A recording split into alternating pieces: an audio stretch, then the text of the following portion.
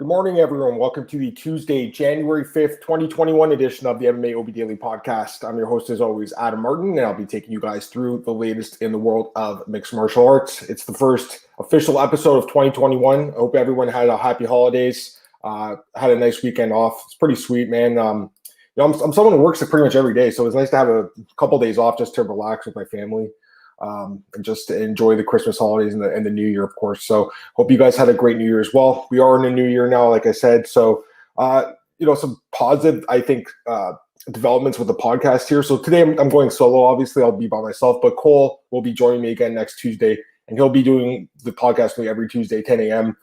For the foreseeable future, breaking down the UFC card, just like last year. So Cole will be back next week. For the Thursday episodes, I'm trying to get Marcel in to join me full time.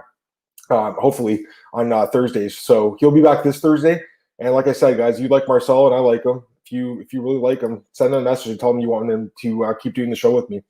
But he should be here next this Thursday as well with me.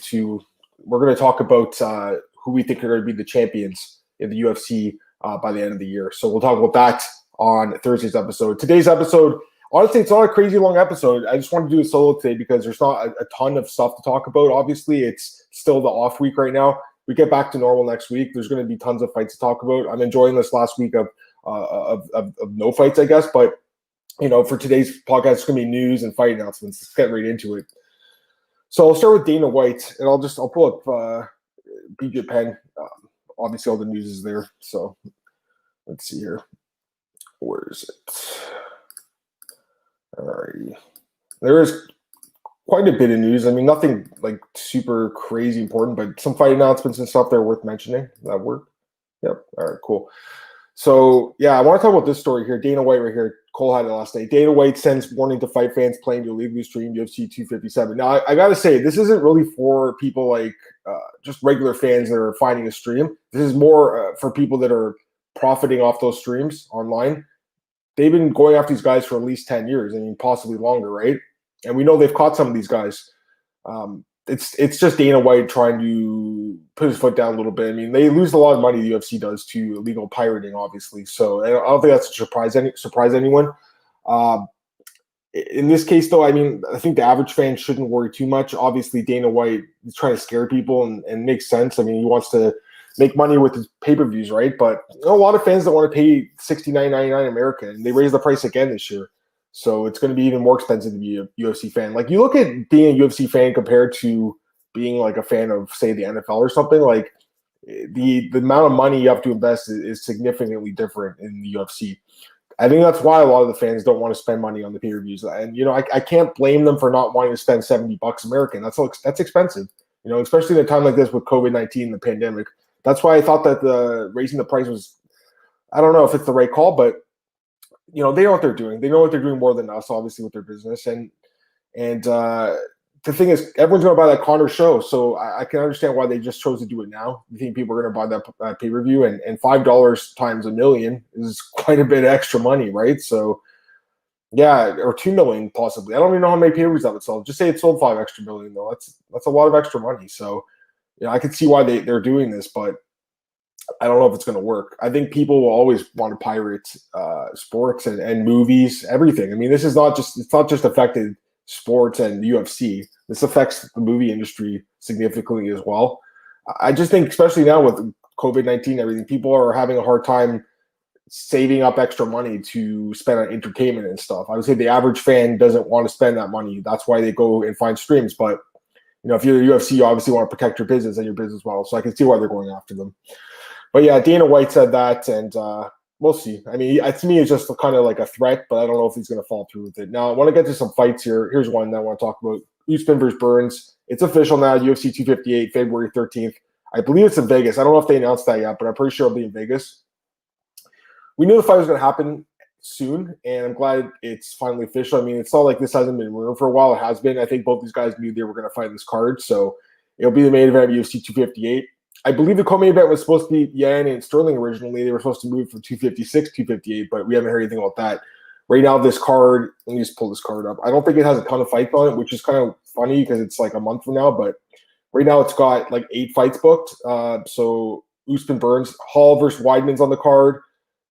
Kelvin Gastelum versus Ian Heinisch. That's another fight. Julian Marquez versus Maki Pitolo. Gabe Green versus Phil Rowe. Polyana Viana versus Mallory Martin. And, of course, Macy Barber versus Alexa Grasso. But the one fight between Rodolfo Vieira and Anthony Hernandez was dropped on that card. So that card needs more fights. It only has like 8 fights right now. So it'll have 4 or 5 more fights in the next couple of days. But, yes, the main event will be Kamaru Usman versus Gilbert Burns, which should be a damn good fight. We do have odds for that.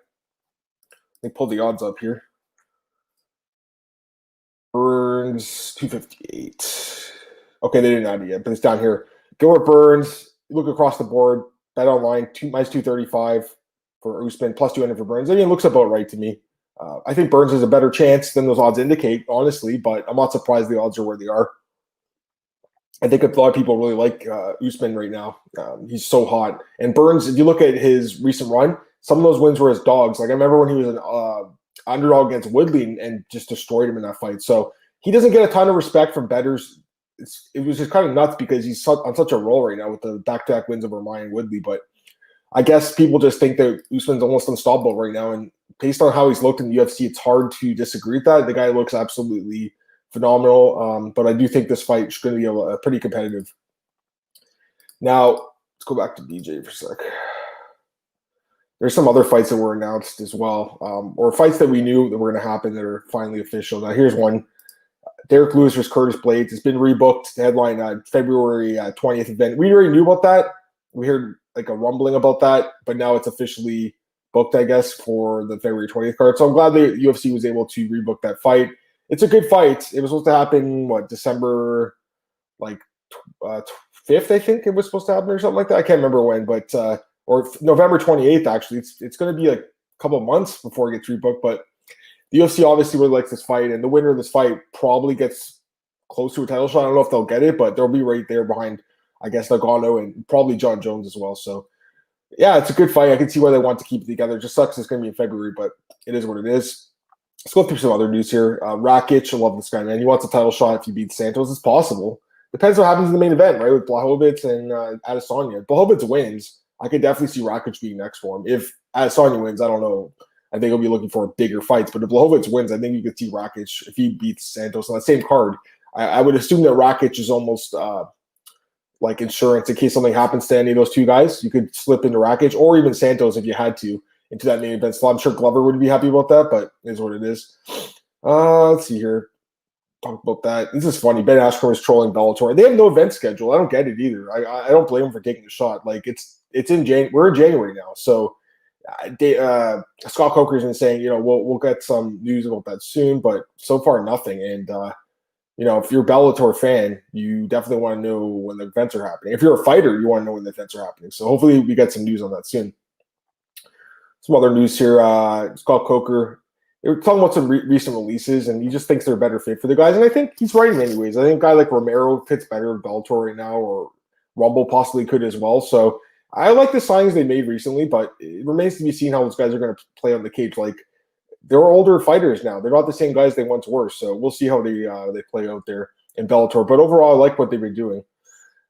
Tony Ferguson reflects on tough year. Yeah, he had a tough year last year, but he said he's going to be the biggest and meanest version of himself next year. So we'll see. I mean, that's what Tony says. And I still think, I want to believe in the guy because it's Tony Ferguson, right? And he's still one of the best ever in lightweight. He really is one of the best lightweights of all time. But, man, the last 2 fights, it's so hard to trust this guy going forward. We'll see, though. He says he's got his head cleared right now and he's ready to go. And he'll be back this year. I don't know who he's going to fight. I was writing the article, and I'm kind of struggling to think of the right opponent. I think the loser of McGregor and Poirier, especially if it's Poirier, if he loses that fight, that makes a lot of sense.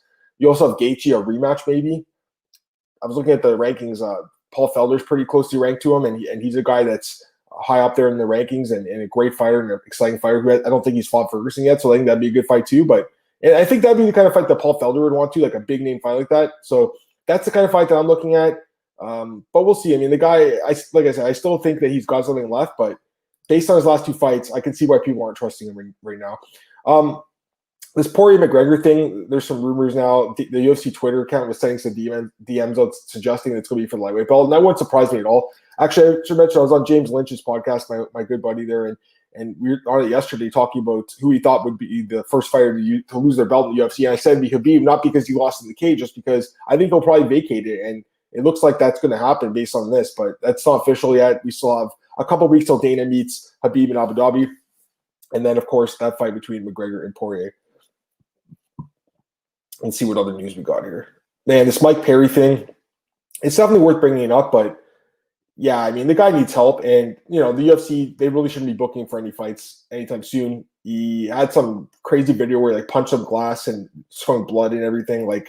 The guy's not all there right now, obviously, and I hope he gets the help he needs, man. I don't think Mike Perry's necessarily a bad person. I think he's a very troubled person, though, and I think he needs some help. Roseanne Nunez, her manager, Brian Butler, said she's ready to fight. But again, why is that fight not been booked then? I don't get it, It's, January now. Her last fight was with Jessica a few months ago on Fight Island, right? So to me, she should be ready to go. That fight was a while ago now. And Zhang hasn't fought since March. So why not book that fight? Why not get that fight booked? When your fighter's saying that she's ready to fight, but the fight's not being booked, it kind of makes fans want to question what's going on. Thought this one was kind of interesting. Tito and Josh Barnett, they both want to fight Fedor.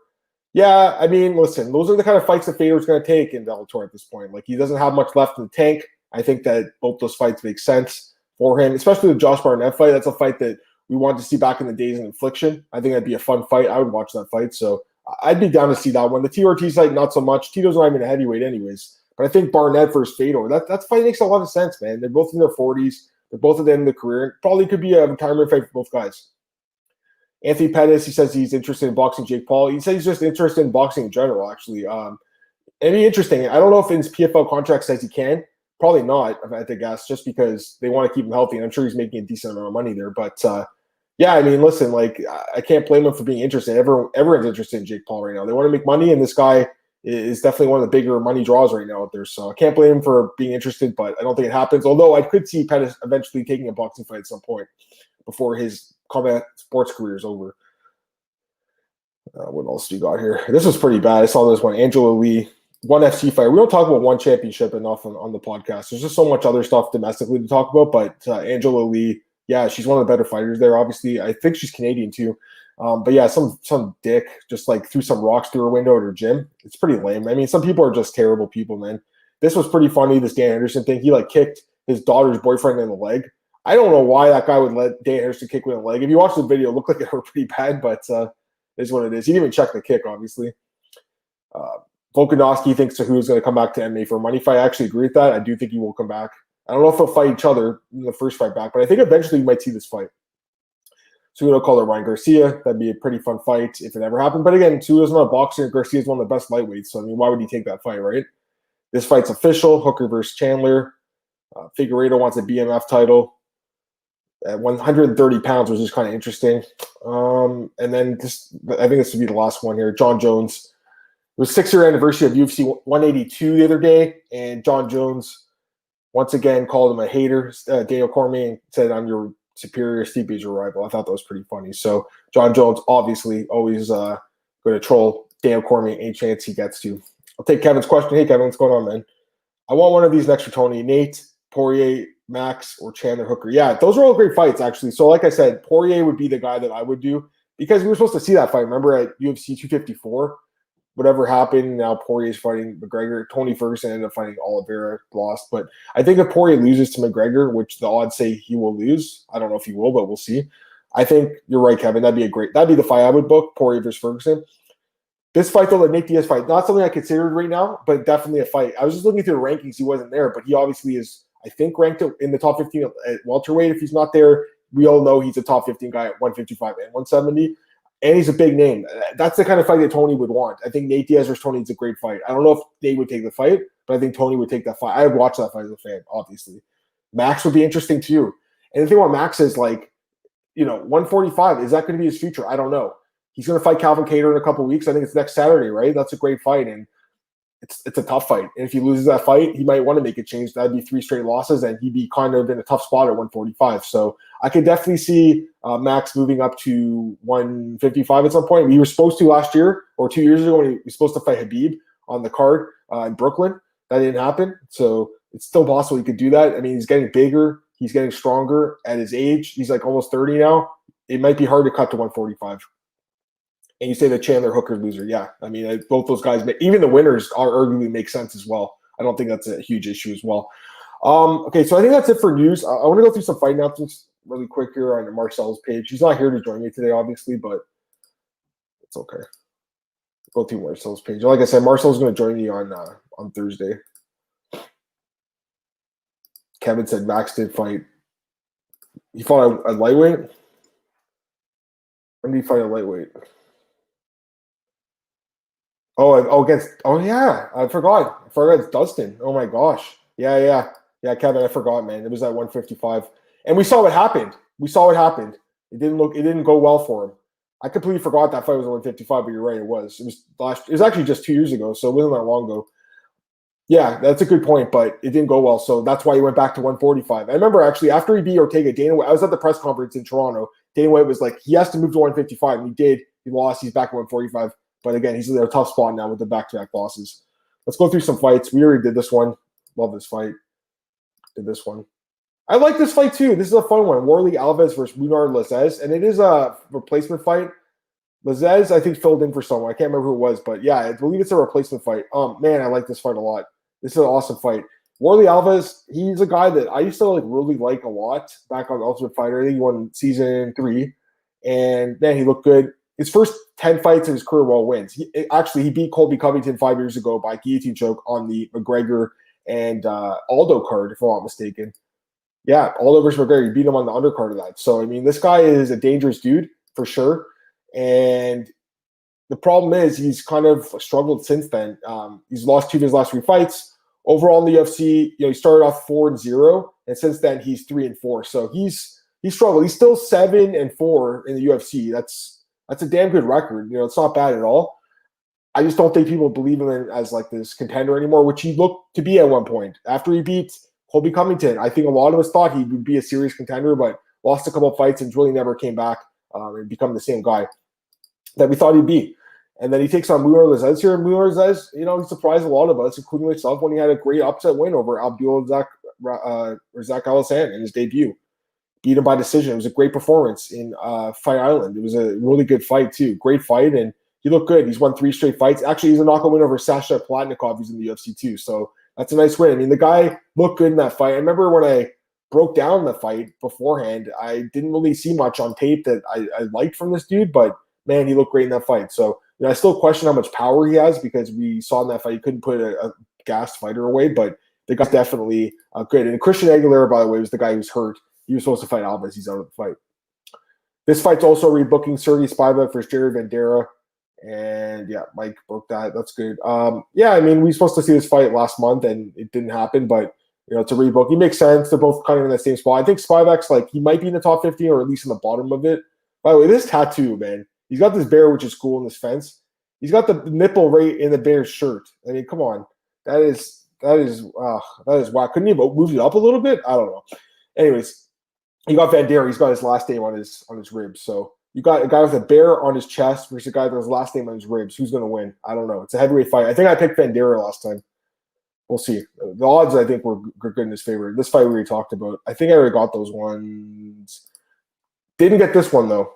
I like this fight a lot, man. I really do. I think that some people are surprised that they matched up 2 up-and-coming light heavyweights in some ways. But if you think about it, both these guys have been in the UFC for a few years now. So it's not like they're brand new to the UFC. They've both been in there for 3 years. It's kind of make or break time. So I can see why they're doing it. Johnny Walker, listen, man, he has struggled. He has struggled. He did look good against Ryan Spann, gets a knockout win, but the fights with Krylov, the fight with and the fight with Corey Anderson. I mean, they were one-sided losses. The Krylov fight especially, where he just got taken down control. That disappointed me. The Corey Anderson fight, listen, they would get KO'd, but the other fight where he just got taken down, that bothered me. Now, Crute, that's what he wants to do here. He's going to want to take him down and submit him. Crute obviously has a loss to Krylov, who Johnny Walker knocked out. So playing MMA math, it's kind of funny in this spot, right? Crute is a guy it's kind of weird career in the UFC, in my opinion. It's weird the matchmaking they did for this dude, and I'll tell you why. If you look at Jim Crute, he's only 24, by the way, he's super young. But if you look at his resume, his first fight in the UFC against Paul Craig, and he won that fight by submission. Then he beat Sam Alvey, right? Then it's Misha Serkinov, he loses. Then since then, he's fought 2 guys that not a lot of fans know, in Oleksiak and Buskauskas. And yes, he did win performance of the night bonuses. He looked great in those fights, but for me, it's like you step down from Paul Craig all the way to like Bukowskis, who is a good fighter, don't get me wrong, but he's not a proven guy. Paul Craig's a legitimate top 15 guy. I'm just really not sure what the UFC is doing with Crute. It's kind of weird. But either way, I do like the matchup, even though obviously one of these guys is going to kind of show that they're not really the prospect we thought they were. The other one is going to march right towards title contention. And this is another new fight. Dalcha, Lugia, and Bulla versus Markus Perez. Carl Roberson, I think he had COVID, and he got pulled from that last fight. Perez, he had an issue with his last fight too. I think his opponent pulled out as well. So both these guys lost opponents recently. It's a middleweight fight. Dalcha moving down to 185, and Markus Perez, he's a 185er, kind of a veteran at this point. It's kind of a close fight. I mean, it really could go either way. Dalcha's probably got the power, but Perez got the submissions. Kind of an interesting fight. And I think that's it for the new fight announcements. There's one more. Montana De La Rosa versus Mayra Brino Silva. Yeah, I have to look into this one more. I mean, De La Rosa, I like her, man, but she's been disappointing. And Silva, she barely fights, so yeah, gotta think about that one a little bit more. All right. Get this comment from Daniel. Have to pick Crute. He's not scared of grappling and showing good resistance to dangerous strikers. Yeah, I like Crute a lot, man. I like them both. I like Johnny too, but Crute has been. He's phenomenal. I knew about him a few years ago because I remember when he was doing Hex Fight Series in Australia. I remember doing like some previous to that card, Oddsbreaker, and eventually he gets to the UFC. He's looked good. All right. If anyone's questions, throw them in here. I'll take any of them. Straight wagers. Finding out everyone discussed fading Crute's last fight versus a weak opponent. And one quick KO later, it's a will be your lock. I do favor Crute. Just crazy how fans are better swing. Hey, straight wager. How's it going, man? Yeah. I didn't fade him. I had him in his last fight. I'm really high on this guy, man. Actually, I think he was like, wasn't he like a pick him in his last fight? He was like low odds. He's great, dude. I picked him in all his fights. He did lose to Serkinov, obviously, but overall, I mean, the guy he's good. He's 12-1, 4-1 in the UFC. He's solid. Walker, though, he's good too. 4-2 in the UFC, and he's he's still pretty young. Johnny Walker's only 28, so he's still on the right side of 30. But we've seen the losses, man. They definitely are worrisome. He's been knocked out 3 times in his career now. That's worrisome. And I'm kind of with you guys, I think. I think you kind of got to favor Cruz a little bit younger, performed a little better, I think, overall, except for the loss to Serkinov. But, man, that was one of the best submissions of 2 years ago. It was really good. All right, let me go to Oddsbreaker. There's an article I wrote. I'll talk about it. By the way, send any questions and I'll answer anything, guys. Seriously, I have a little bit more time here today, and we'll talk about anything you want to. So here's one I wrote at Oddsbreaker, and I'll pull it up here. It was the top 5 fights to look forward to in 2021. Close that player. So obviously, I went through like a list. I put 5 that are confirmed and 5 that are rumored. Now, some of them are confirmed now, but because literally they got confirmed yesterday after I wrote the article, of course. But it is what it is. Anyways, confirmed bouts. I mean, McGregor and Poirier. Obviously, guys, like we're all looking forward to that fight. It's gonna be a great one. We'll break it down in 2 weeks. Hooker Chandler, same thing with that. Great fight. I'll break it down in 2 weeks. You gotta love Adesanya and Blachowicz. I mean, this is an awesome fight, and it's in March, so we still got some time away for that fight, but can't wait for that one. It's gonna be fun to talk about with you guys. I love this fight, Dominic Cruz, Casey Kenny. I was on James's podcast yesterday, and he asked me who I think is gonna be like a breakout star this year. I think Casey Kenny's gonna be, guys. I really do believe in this kid. He looks phenomenal, man. He's been incredible during his career so far in the UFC. I think he's 4-1. He had the loss to Merab, but everyone loses to Merab, and since then he's improved so much with his striking. We saw it in the Wood fight, the Alatang fight. I think he beat Dominic Cruz. And right now I saw the odds, they were like a pick 'em. So this is a guy I'm really looking at, Casey Kenny, here for a big play maybe. I'll have to take a look, though. And Cruz is a great fighter, but, man, it's hard to trust his health. And the other one I had on the list was Condit and Brown. I love this fight, guys. It's such a good fight. I hope they stay healthy. I hope they make it to the fight. But Carlos Condit versus Matt Brown is going to be a fun one. February 20th. Now, here's some rumored fights. These fights are not official by any means, except for this one right now, Usman Bird. That's official, but again, I wrote it yesterday before this happened, so it's not my fault. Miyose and Nagano. That fight was supposed to happen in March. I guess it's being pushed to April now. I heard some rumor yesterday that April pay-per-view is going to have three title fights on it. That's what I heard. Just a rumor, but that's what I saw. So that makes sense. I mean, especially you look at how many title fights they need to book, how many champs are currently waiting to be booked. It makes a lot of sense they'd have 3 fights in the card, and this would obviously be the headliner. But, you know, with Stipe, it's like at this point, he fights once a year, so he might just keep delaying it to like the summer or something. This fight might not happen for a while. And I feel bad for Francis. He fought 20 seconds last year. He fought Rosenstruck at UFC 249 in May, right? That was it. He barely fought last year. it's time for him to get a shot, but it might be a little while still because Stipe, he's trying to take his sweet time, it seems like. Another rematch here, Figueiredo Moreno. I mean, it's got to be in the list, guys. We saw this fight last year. It was incredible. I think the rematch is going to be amazing. Can't wait for that fight. I'm guessing in the middle of the year, June, July, something like that. They'll probably do it. These guys need a break after that last war. Masvidal Covington, I still think they're going to be coaches on tough, so I love this fight. It's going to be a good one. And the trash talking is going to be fun, too. So, again, not official, a rumored fight, but I think it's going to happen. And then the last one on the list, this is a pipe dream fight. Nurmagomedov GSP. I still want to see the fight, guys. I know a lot of people don't, but I do want to see it. Will it happen? Probably not.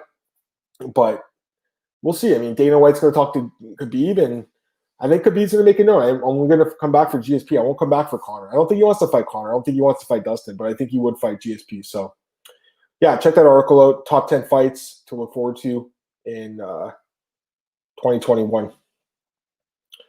All righty. I think that's it for that. Again, if you guys have any questions, throw them in here, please. I'll be happy to answer them for you guys. Because right now there's not a ton, obviously, this week. But again, on Thursday, I'll have Marcel joining me.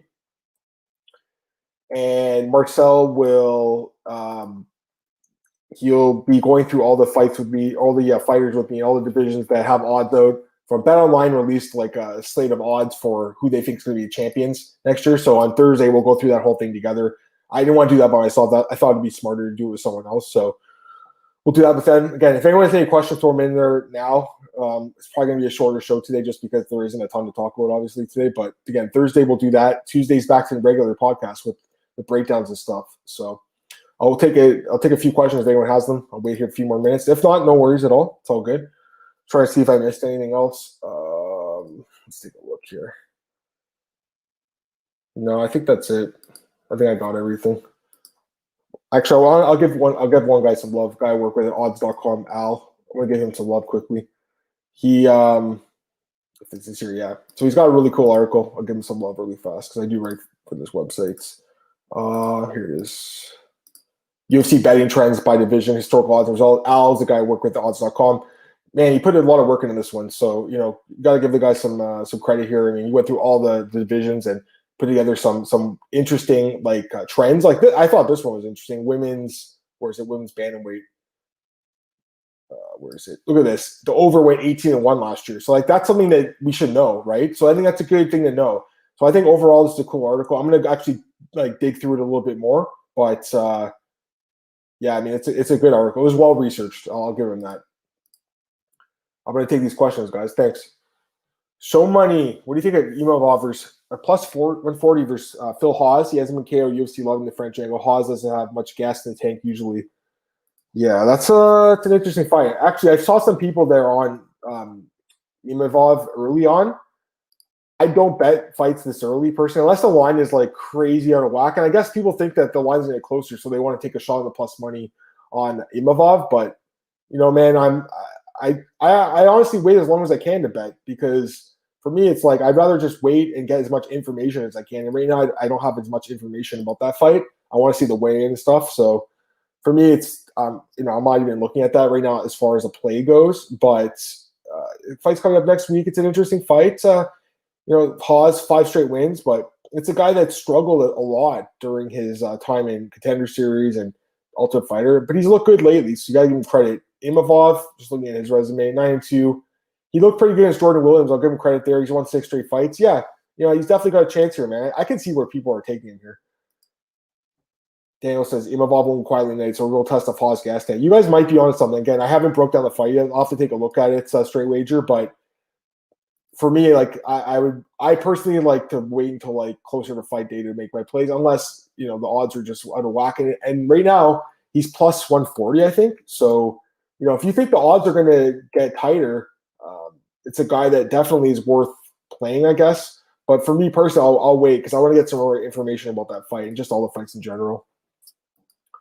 And then Daniel, if you have questions, throw them in too, man. I'll take it. Kevin says, any idea what's going on at 115? Are they trying to book Jang or just drag Rose's name through the mud? Yeah, again, Rose's manager yesterday said she wants to fight. Dana says that she doesn't. I don't know. It's weird. I want to see this fight. And Jang hasn't fought since last March, so she's got to get back in the cage. You got to love Zhang, man, but that's a long way off now. Coming off that war, we'll see. I mean, she probably is going to beat Rose, but Rose is someone that you can't completely sleep on. You know what? Let's just look at the odds quickly, guys. I'm not going to break down the fights, but we'll look at them together. I got a few more minutes here anyways. Where is it? Best fight odds. Best fight odds, man. One of the best websites on the internet. I love it. So, this card's next week. I'm not going to break down any fights, guys. If you want to point out anyone that I should look at, no worries. That's definitely worthy of looking at. Imavov, it's interesting. I have to look at this card more, guys. I really haven't had time to break it down. But again, I have till next Tuesday. I have one more week, so give that to you. But yeah, I mean, I'm sure there's going to be some dogs on here to cash. This card looks pretty good too. The 20th. In the main event, actually, it should be at the top, but it's Chiesa and Magny. Well, that's interesting. Look how tight those odds are. Really tight odds. That's a good fight, man. This one, look at this guy. Ike Villanueva is a favorite. That's interesting. What else? 257. Again, I'm not going to break them down, but look, it's interesting looking at this. These odds seem a little wide. I love Connor, but I think Poirier is a different fighter than the first time I met him. Fight's a little closer, I think those odds are considering. This is interesting too. Chandler is an underdog. He might have to be a play. The odds open at a pick'em. I think it's minus 110 each, plus 145. I mean, that could be worth it. Definitely a guy I'm looking at for sure. But again, that card's 2 weeks away, so I still got time for that. Man, there's some good fights coming up, guys. There really is. How is Brad Tavares a favorite? Yeah, I mean, there's some odds that are definitely interesting. This one, Hack Press, is a big underdog now. I mean, this guy, wow. This one is something I talked about the other day. Bet online, and they're getting action on him, but Sanhagen at minus 400. Wow. I'm not saying Frankie wins that fight, guys, but Frankie surprising against Pedro Munoz, and I wouldn't be surprised at all if he actually did pull it off. So plus 330. I mean, that's a little wide. But again, this is just briefly looking at these odds. This one I talked about earlier, Condit Brown. Wow, minus 160 Condit. Interesting. Rakic, I talked about this fight earlier, minus 225, plus 185 for Santos. This is the biggest mismatch on the slate. Nunez Anderson. I love this fight too. Ben Online's got odds for this. Holland Brunson minus 170 plus 145. That's a good fight too. And then of course the Bellator fight, Johnson and Romero. Well, I don't know about that. Romero's the favorite over Johnson. I don't know about that. That could be worth a stab.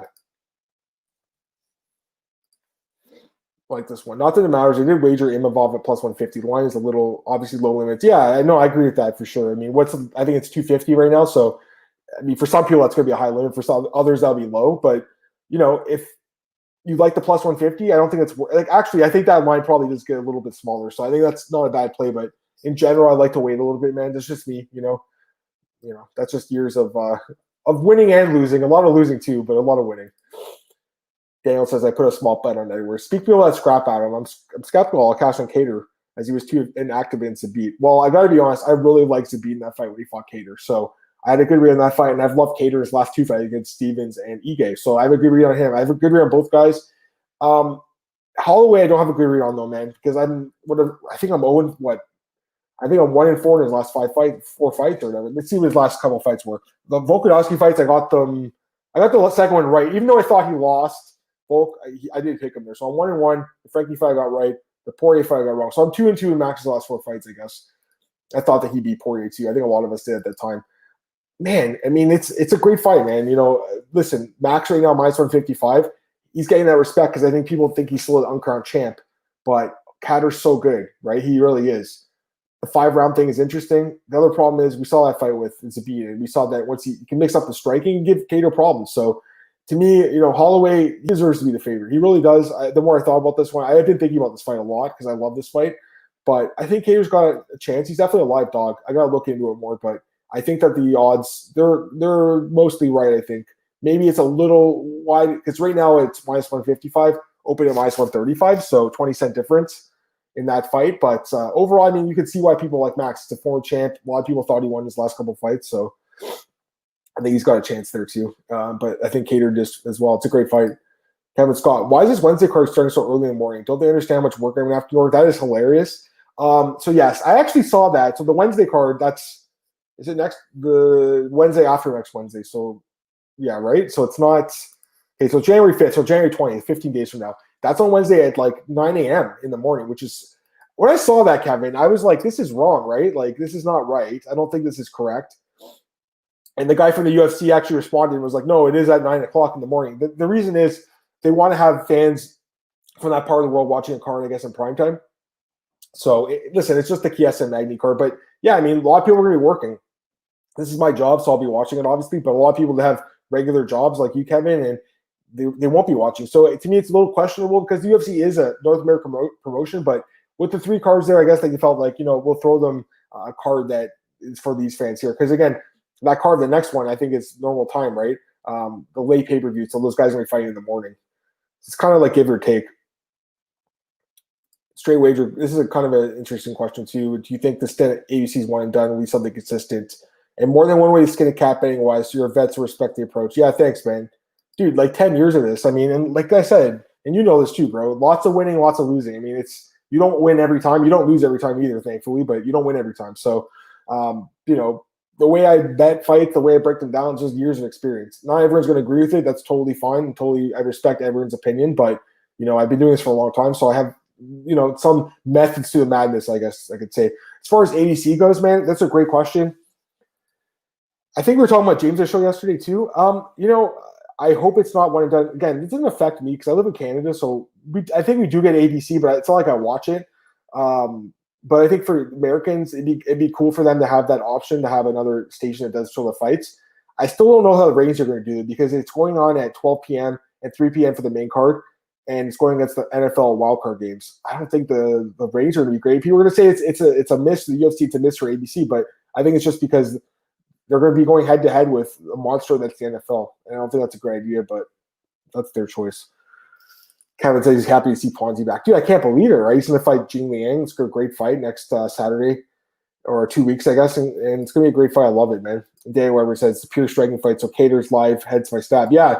He's got a chance, dude, and that line has been kind of moving a little bit like up and down. He actually was at plus 170 at one point, down to 135. So people like it. I love Calvin Kattar. I really got to think about that fight more, man. I do think the odds look okay. They look right. That doesn't mean I'm going to pick Holloway, though. But I think that he deserves to be the respect to be a champ. Because a lot of us do think he won the last fight, and I think you had one other judge, a different judge scoring that fight, probably would have taken home the belt. And then had he been the champ, he'd be a bigger favorite here. So if anything, you might be getting a good line of Holloway, but Calvin Kattar is so dangerous. You can't count him out, man. Daniel says he parlays 15 boxing favorites. They mostly cash, only get profitable. Yeah, for me, and I've talked about this a lot, like parlays are very dangerous, man, in general. I think straight bets can be too if you go heavy on them like I used to. Now I spread them a little bit more, but I used to go really heavy. So if you lose one of your straight bets, you can get hurt. But parlays are dangerous because if you have one leg that loses, you lose your bet. So in general, I try to go for straight bets, man. I try to go for short favorites, like minus 150 and under. Those are the kind of guys I'm targeting, or underdogs as well. But in general, I like to go for short favorites, guys that I think are going to win, like with decent odds, with not bad odds. So that's what I look at, but everyone's different, And I do like dogs too, obviously. But for me, like big favorites, parlaying them, dude, how many times have I been burned over that during my career as a bettor? Like so many times.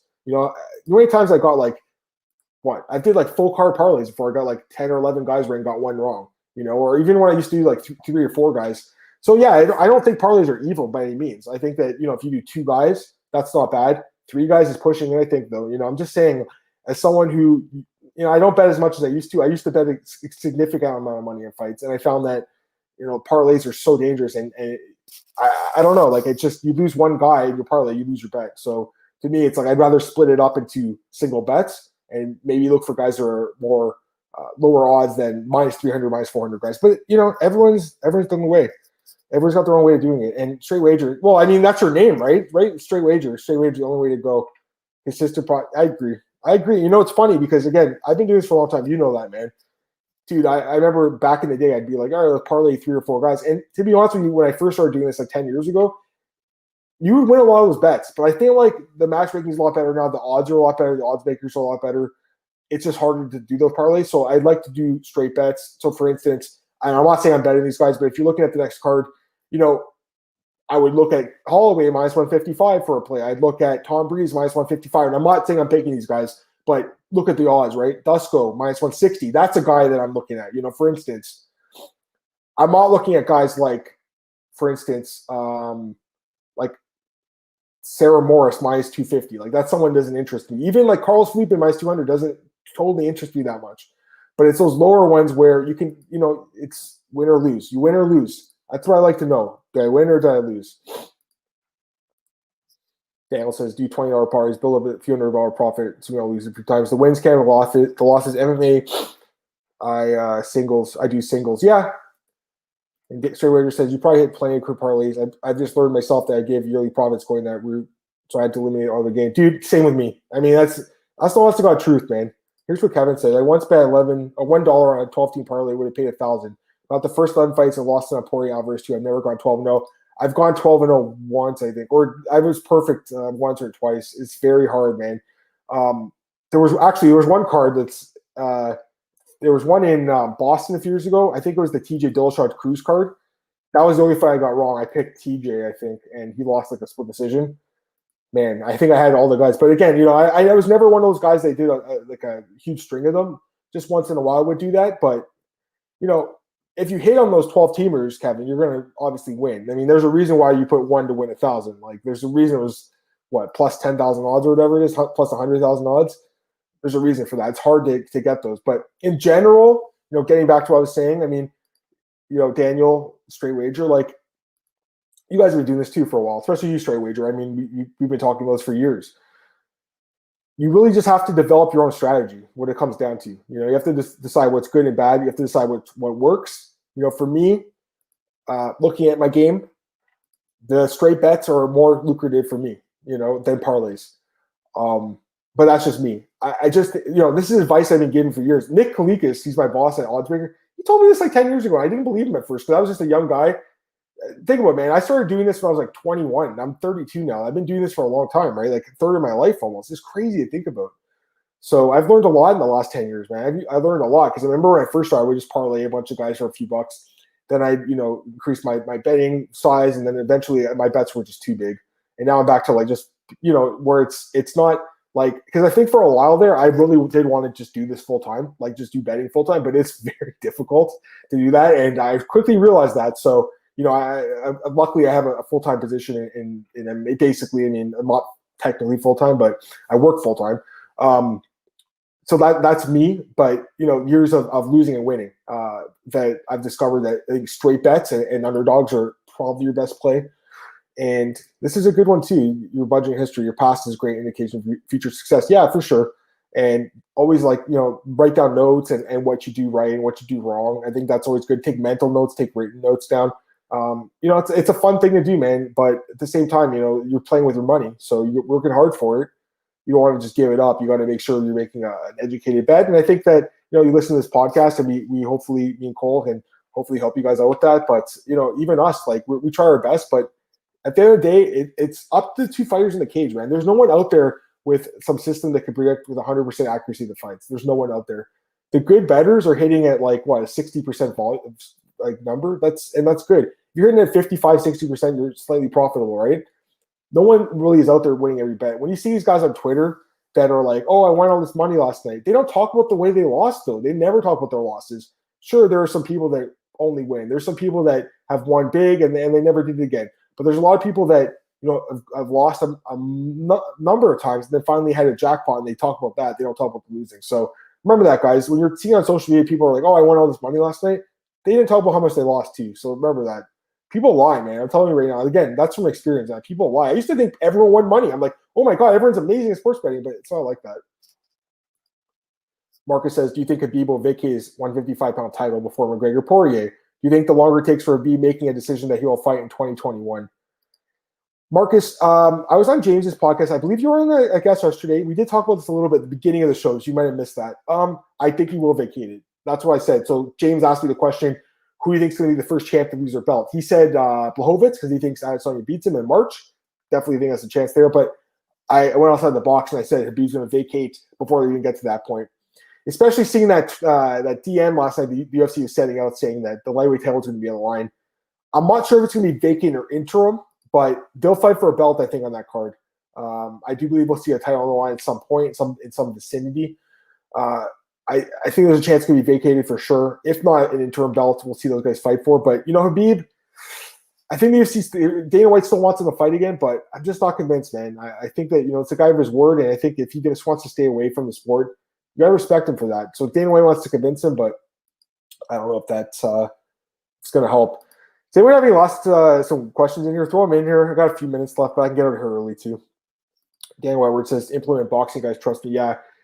Yeah, I mean, listen, like you look at boxing odds, it's like, what, minus 10,000, all these guys? It's not really for me, man. But I totally understand that people do parlay those guys and they often do cash. I would freak the hell out, man. If I play like minus 10,000 on a 5-teamer and one guy got KO'd or knocked down or something, I'd be freaking out. So it's not my cup of tea. Again, I like to look for more like particular plays or smaller bets. All right, let's do this one. I want to read this one. Not to hate anyone. This is a straight wager. Not to hate on anyone, but it's funny when people bet sports on a daily basis and then call profitable, but don't have a single asset or name or completely lost it on a single wager. Dude, bang on. You know, many people on Twitter, they're like, oh, look how much money I won. They don't have their own place. They don't have their own car. They don't have a family. They just have betting and they just have losing. You got to have a balanced life, man. We all love betting. Everyone listens to this podcast. We all like it. We all enjoy it. It can't be the only thing in your life. And as someone who's lived that life for a long time, it can't be. I'm much happier now where I have a more balanced life, where I spend time with my family, and I do this as well. But it's not my only thing. I think that's maturity too. You know, again, I'm not super old, but I'm 32. In my mid-20s, that's my height of my MMA betting career. I mean, I was, you know, my bet sizes were way too big. I'll just say that, you know. And I'm a little bit more careful, I'd say, these days. That's why when we're doing these bets, when we break down the fights, and I'm like, pass on this one, guys. It's just from experience. You know, if you want to play those fights, totally fine. A lot of them do win, but you know, I like to be very, very particular about what I play on. But I think you're right, straight wager. So many people are like, yeah, I make money, and not only that, but there's people that say they're profitable, and you look at their bet MMA accounts, and you can see like what their bets are and what they've been selling people, and they're losing. It's like, how are you saying you're profitable? So there's a lot of people that lie, guys. There really is. Here's Markus. When I started betting fights, I had to learn bet by head instead of my heart. There were a few times I bet on fighters I liked when I felt they would lose. Dude, 100%. This is a rookie mistake, Markus, and you've obviously grown out of this yourself, but that's a rookie mistake. If you're making that mistake, that's a rookie mistake. You can't bet with your heart. You have to bet with your head, like Markus said. You got to look at all the information. I bet against my favorite fighters all the time. I mean, it is what it is. I like guys because I enjoy watching the fight. Doesn't mean I'll bet on them. I saw someone saying recently that they bet against Tony Ferguson because they didn't like him against Oliveira. They won their bet, so I'll give them credit there. But the way they came to that conclusion is questionable. If you had said, I think he's going to dominate the grappling, I think he's going to outstrike him, that's fine. That's interesting.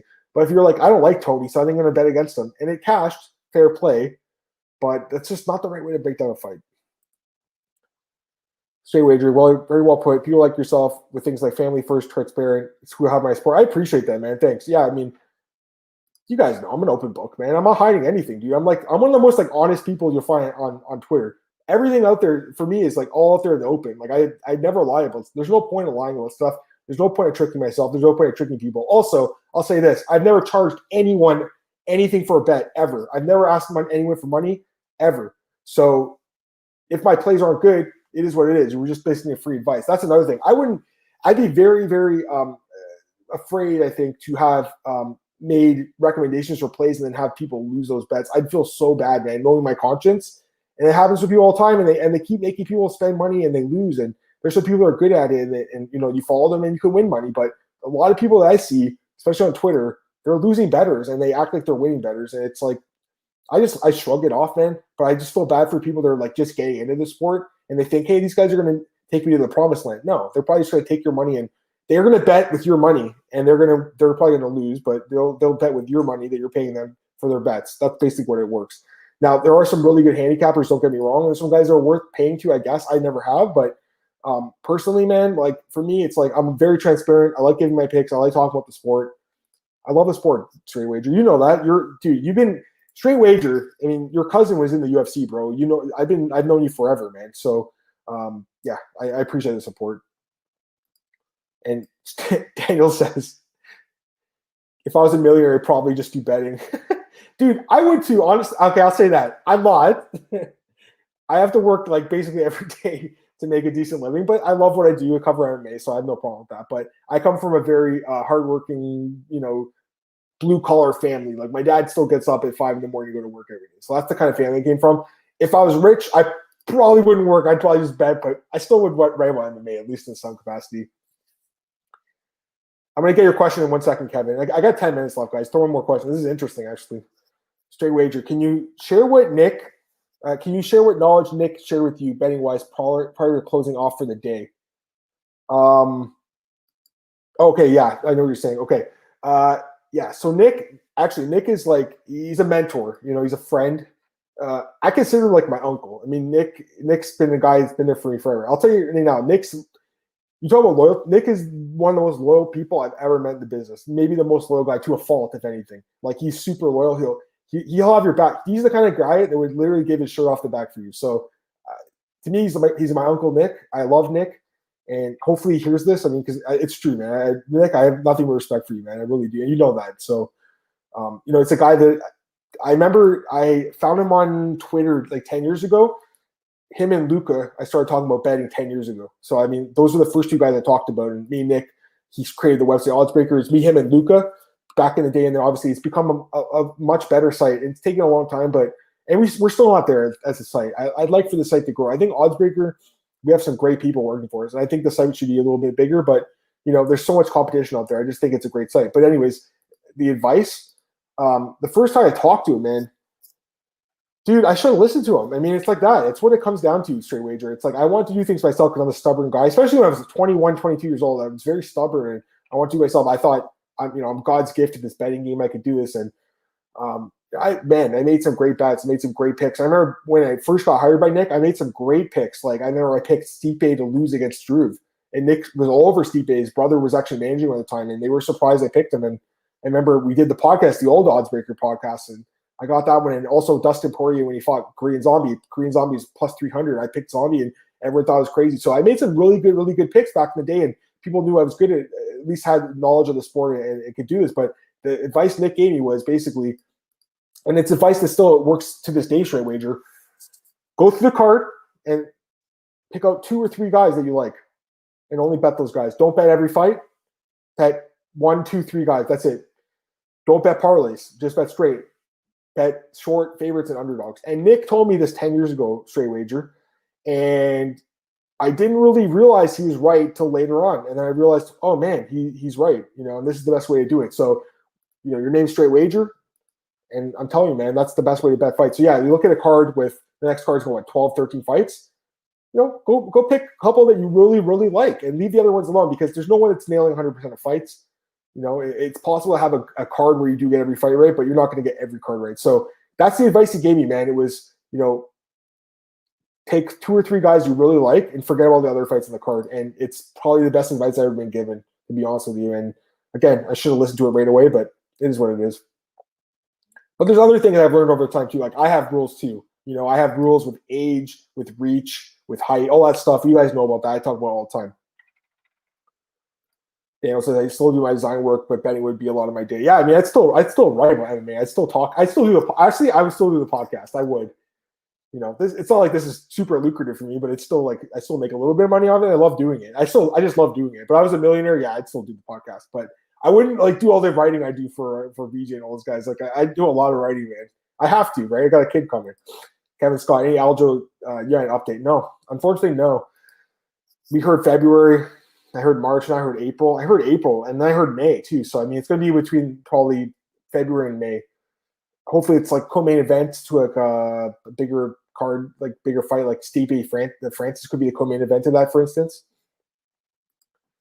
Markus, here's a good question too. What are your thoughts on some people not liking the political article on Junkie about magnifiers getting government loans by Dave Doyle? Do you think politics need to be covered in MMA websites? Not. I mean, listen, I didn't see the article. I do know what you're talking about, though. I saw the list. I mean, it's interesting. I don't know enough about the loans and stuff to really comment on it. I just think it's very interesting that, like, Joe Rogan and Brendan Shaw were taking loans when they're always bragging about how much money they make. Again, people lie, guys. People don't tell you the truth. So if these guys really, and they're saying, oh, well, this is how we kept our guys, we didn't fire them and lay them off, I get that. But like, if they're really making all this money, like, why can't they just use their own money? Why do they need a loan? It's questionable. But Markus, when have you ever seen me write a political article, bro? Never. I'm not a politic guy. And I've never talked about politics on this podcast. I'm proud to say that, man. I've been doing this podcast for 2 years now. Never talked about politics once. Never. I mean, even the coronavirus we barely talked about. I just like talking about MMA, man. I don't want you guys to come on here and get stressed out. Not only that, I honestly don't care enough about politics. I went to school. I studied political science a little bit in university. I was interested in it when I was 20 years old. I don't care about it now, bro. I have my own, things to worry about. Yes, of course, politics and sports, they do interconnect. There's no doubt they do, Marcus. It's just not something that or I should say myself, on this podcast, it's not something I like to enjoy talking about. It's not something I enjoy talking about on social media. I never talk about politics at dinner either. Dude, it's just something that you talk about politics, you're probably arguing with someone, right? I'm not an argumentative guy. I'm too chill for that, man.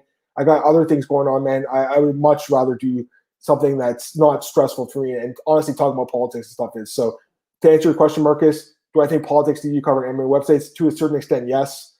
I think there was stuff like Dana White with Trump. I think that was worth covering for sure. But as far as this goes, these are private citizens getting loans. I don't know if it's necessarily need to be covered. It's not for me. Dude, no doubt. Daniel says, thanks, you're not talking about politics. No, you come here, you're talking about MMA for an hour. Tuesday and Thursday, talk about MMA for an hour. And we'll see. I mean, I'm trying to get to do more podcasts. When I started doing it a couple years ago, I did 5 a week or 6 a week. Once COVID hit, I started doing 2. I'm going to try to get to 3 podcasts a week, but I have no idea. I'm going to try convincing Nick to let me do it, guys. You guys push him. Send Nick messages and say, Nick, let Adam do another podcast. We want to talk about Adam, talk about MMA with Adam more. It'd be nice, right? Because I'm already at 2 hours a week right now, and I go the full hour, guys, with you, and I love doing it. So I'd like to do a third one. So message Nick, send him a Twitter and say, give Adam a push to do a third podcast. Sure, I'd love to do it. And Dale says, great advice and simple betting approach. It's simple. It seems simple, right? But you got to break down the fight. So yes, that's a way to get the card down to a smaller amount of fights to really, really handicap, but you still got to handicap the fights, and I handicap every fight, for me personally. But again, for to be profitable, I think Straight Wager made a great point, and plus one, small plus money or minus money, that's the kind of guys you should be betting straight bets. Here's a good question. Would you ever consider doing a fight companion so degenerates can watch a card together? I have. The problem is I'm not single anymore. When I was single, I could. My fiance watches every card with me now, so it'd be difficult, man. We usually watch in my bedroom too, so it'd be hard because I'd have to come down to the office downstairs and do it. It'd be a little difficult, but it's something that I've thought about in the past, Kevin. So it's not it's never something that's crossed my mind. It has, but it'd have to be something that made sense for me. Right now, it doesn't. I think maybe if there's some website they wanted to pay me to do that, I'd consider it. But right now, honestly, bro, I'd rather just watch the fights with my fiance and just chill and talk on Twitter, But I think the fight companion thing's really cool. And you guys never watched a fight with me before. I gotta say, not too many hard. It's pretty fun watching fights with me because I get really into it. And yeah, I'm pretty knowledgeable too, but I get really into the fights. And you can ask James back in the day. James used to come here and come to my house and we'd watch the fights, and Kareem and all my friends, Carlin, all these guys. I'd meet up with a bunch of friends and we'd watch the fights. I watched the fights with James so many times and it was so much fun, man. I miss doing it. So yes, it's something I think about, Kevin, but right now I can't. But it's something I'm thinking about for sure. And Kevin, Daniel says I'm still in degenerate college, hoping to get degenerate university. Don't worry, bro, you'll graduate, you'll be in post-grad like me soon enough. Here's the last question of the day, guys. Straight wager. Someone who works in the industry, does it help when customers reach out to sites in order to push someone like yourself, or does someone non-management connected on the social media? Well, the odds breaker, it's Nick and me and Brian. So it depends. If it's a small website, it's probably one of us. BJ, it's me and Tom and Chris doing the social media. But I'd imagine those big websites like Fighting and Junkie, they probably have someone that's just social media. I don't really know, but I'm guessing. ESPN, they probably have someone that just does it. So yeah, I mean, if you want someone to be pushed like me, go on Twitter and make some noise, bro. I mean, that's the best way to do it. Or send Nick a message in this case. I'd like to do one more podcast a week. I'd like to do 3. It really is Nick's call, guys, honestly. But I'd like to do Monday to do the recap of the card from the weekend. That's what I'd like to do. And then on Tuesday, we'd have a full hour to do the whole card.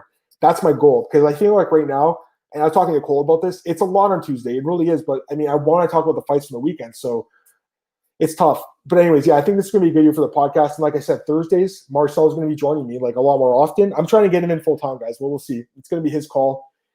He works a full-time job. I think he's a postman. So he's a hardworking guy.